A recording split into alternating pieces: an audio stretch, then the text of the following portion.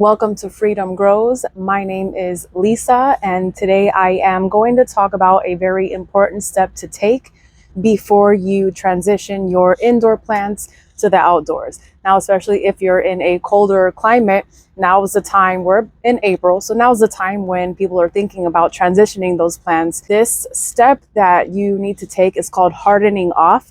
And I have forgotten to do this several times. I'll show you an example of one that I forgot to do it with.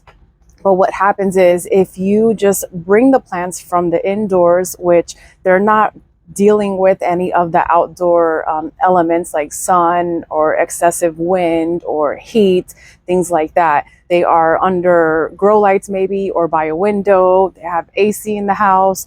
So when you bring them from indoors to outdoors and you leave them outside all day, that will most likely stress the plant out and it will die. So hardening off is the process of gradually exposing them to the outdoor elements before they are outside permanently. So what you'll want to do is over a week's time, you'll want to just gradually increase the time that they are outside until they're outside permanently. What that looks like is the first couple of days, you'll want to give them maybe 2 to 3 hours of direct sun. And then at that point, either bring them inside or put them in a shady location for the rest of the day. Now, as the days progress, you can increase the time that they're outside, maybe 3 to 4 hours. And then toward the end of the week, you can go ahead and start placing them outside all day. Now, this not only applies to plants that you started indoors, but it also applies to any plants that you are propagating or, any cuttings that you're taking.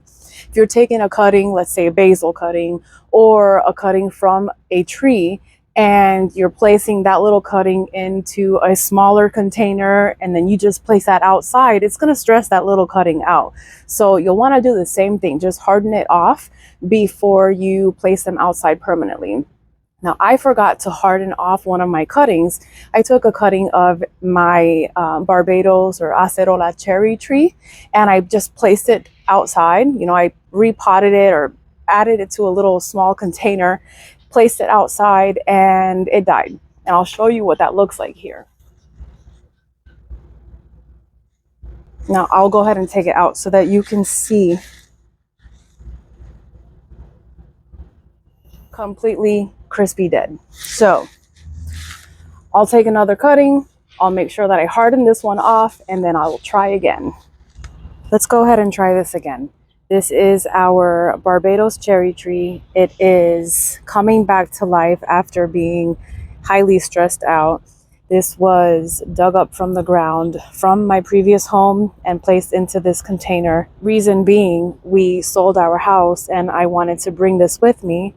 And this was right before the winter time. We also experienced 3 nights of frost, so it was very stressed out and it's now coming back. I will be placing this back in ground on the land that we recently acquired. I will be doing this next month in May once we start getting more of our rains. Our rainy season is in the summertime here in Florida. These cherries do really good in the tropical and subtropical climates. And again, this is a Barbados acerola cherry tree. I'll probably be taking either this one or this one. I may take this one and see how it roots. It's a thinner branch, so it should root easier than these older, thicker branches. So let's go ahead and take one of these now. I'm gonna go ahead and snap it right here.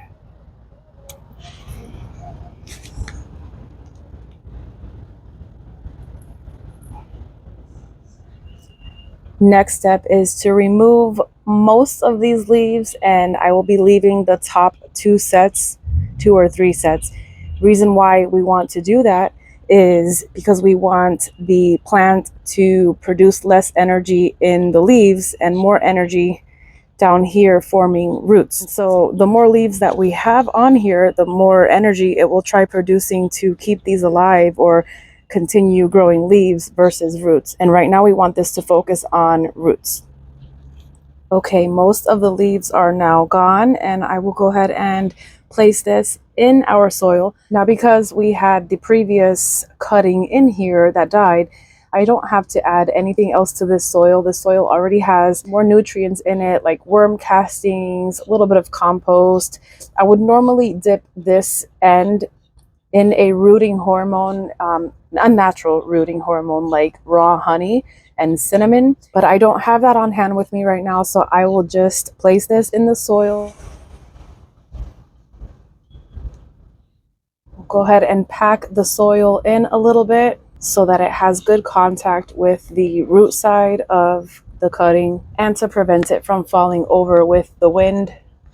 And now I will place this in the shade. I have these seedlings. These are jalapeno plants, and I'm going to gradually expose them to the outdoor elements. I will do the hardening off process so that I can ensure success with these guys once they're ready to go outside permanently. I hope this information was helpful. If you haven't already, go ahead and subscribe to the channel so that you don't miss any future content. Thank you for watching and happy growing.